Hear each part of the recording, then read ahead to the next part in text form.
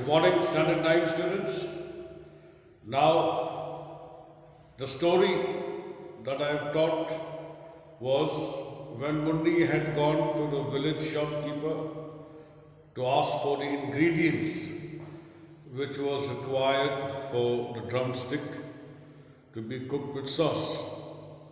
Unfortunately, since Mundi was not able to pay his previous debts, the shopkeeper had refused to give him because earlier Mundi had also 4 weeks back he mentioned about it was his birthday and he needed castor oil to have a holy bath.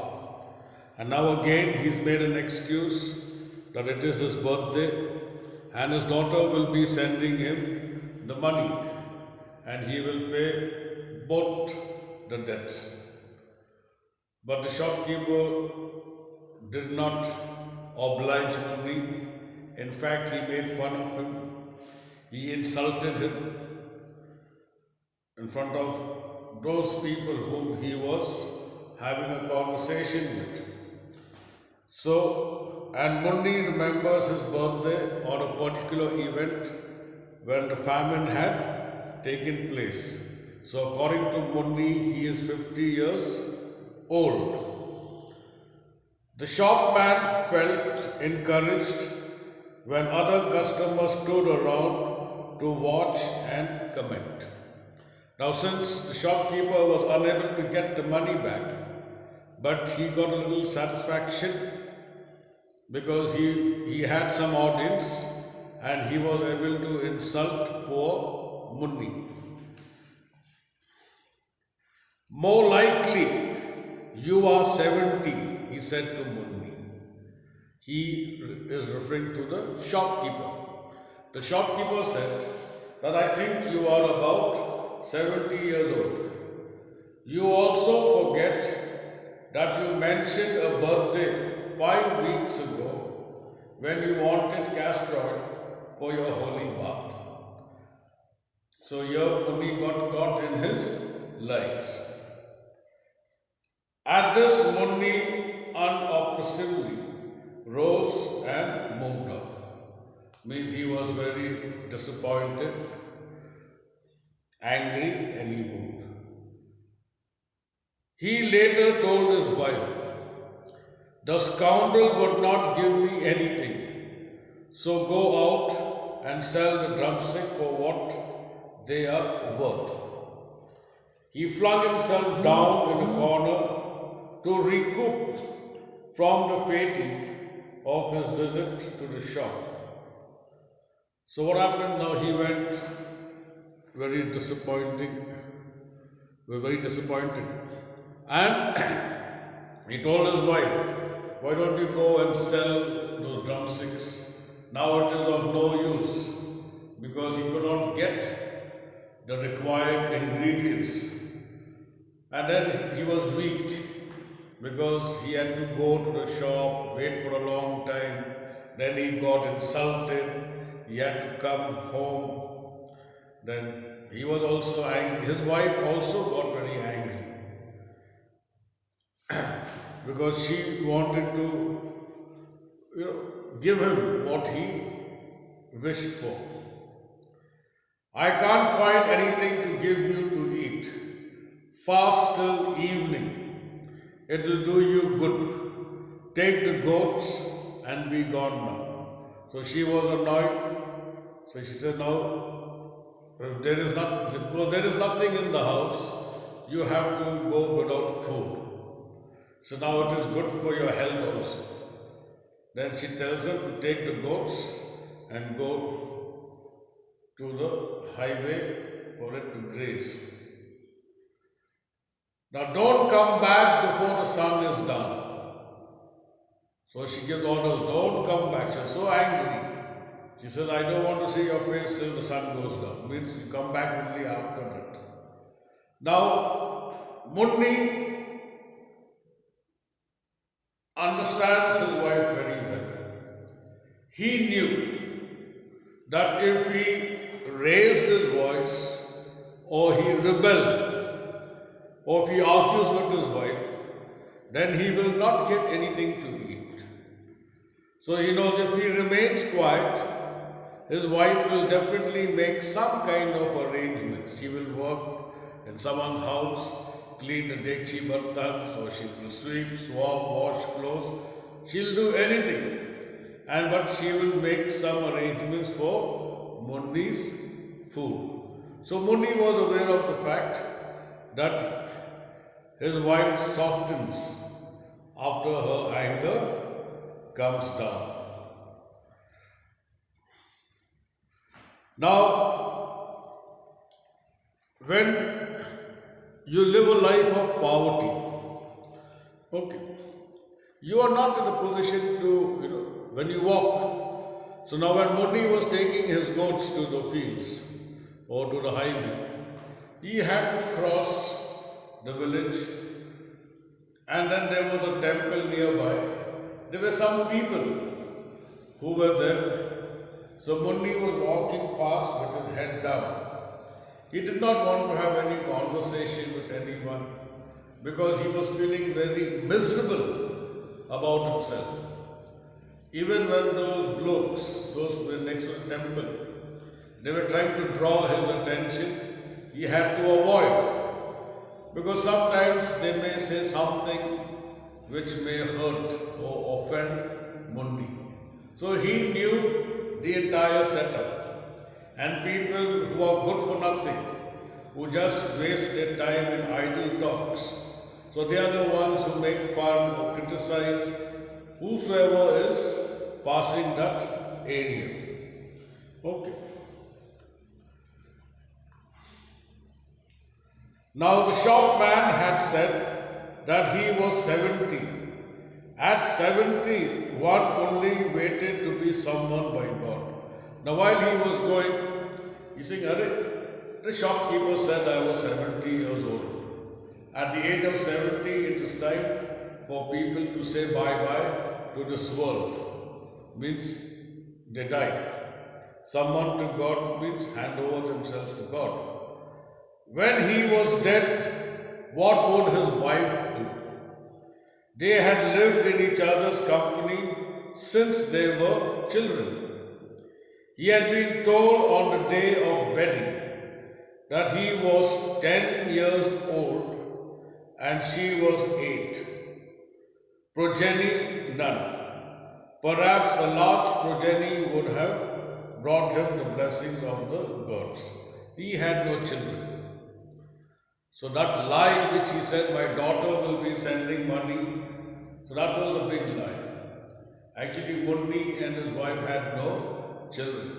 Perhaps if they had children, then they would have been living a better life, or Munni would have done or made some effort to provide the basic needs for his family.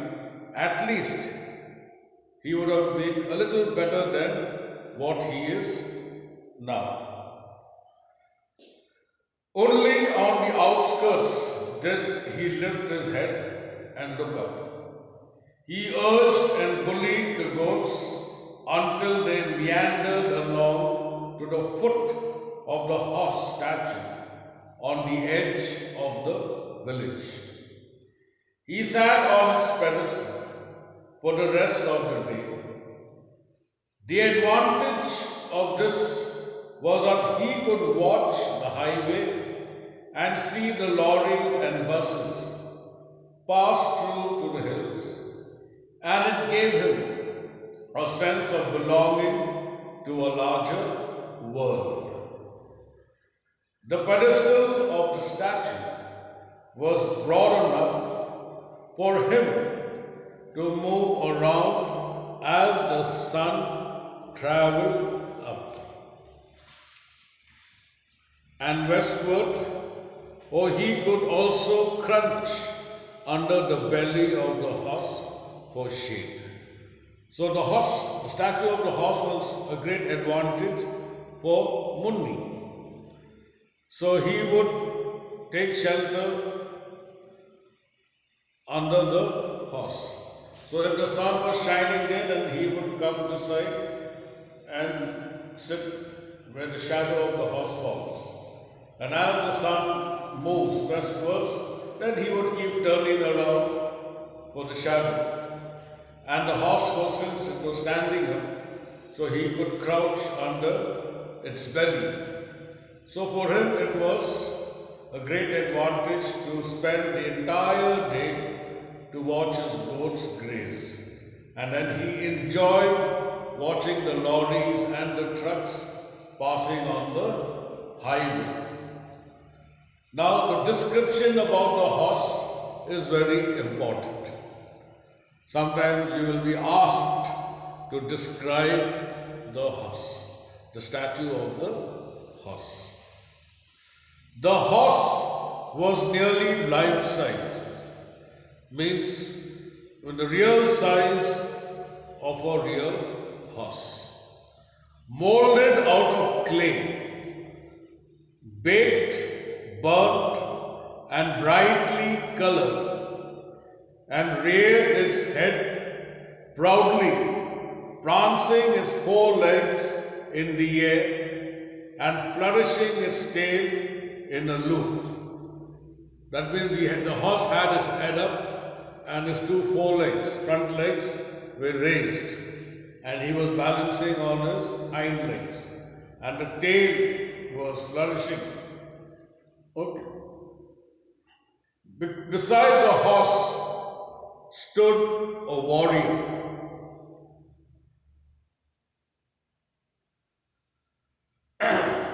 With sight-like moustache, bulging eyes, and aquiline nose. The horse itself was said to have been as white as a dhobi washed sheet, and had on his back a cover of pure brocade of red and black lace, matching the multicolored sash around the waist of the warrior. But none in the village remembered the splendor, as no one noticed its existence. Now this horse, statue of the horse, was outside the village. Okay. And the way the author has described it, but very sad, that the villagers did not pay heed or pay attention or did not value or didn't even notice that there is a huge statue of a horse. Even Mundi, who spent all his waking hours at its foot, never bothered to look up. It was untouched even by the young vandals of the village, who gashed tree trunks with knives and tried to topple off milestones and inscribe lewd designs on all walls. This statue had been closer to the population of the village at one time, when this spot bordered the village. Now regarding the statue, now the author says even the mischievous village children who had a habit of making, scribbling on trees, taking knives, sharp tools and making gashes on trees, or they would try to, village children are always up to some kind of mischief. If you notice, on Diwali day, not Diwali, on Holi, when the trains pass by, you find all these village children carrying slush or stones in their hand, and they will fling at the running train. So, and they enjoy it. They don't know the damage it does to the people who are traveling during Holi day. Now, even they who are mischievous did not even touch the statue of the horse. Now you can imagine how this statue of the horse that actually marked the border of two villages went unnoticed. Okay. So now we were already introduced to Munni's two goats, which he has brought to graze in the highway, and now we have been introduced to the horse. And the name of the story is A Horse and Two Goats. Now from now onward, we shall see where the horse and these two goats lead us to. Okay. I'll be sending some question and answers up to where I've taught. Please write and learn them.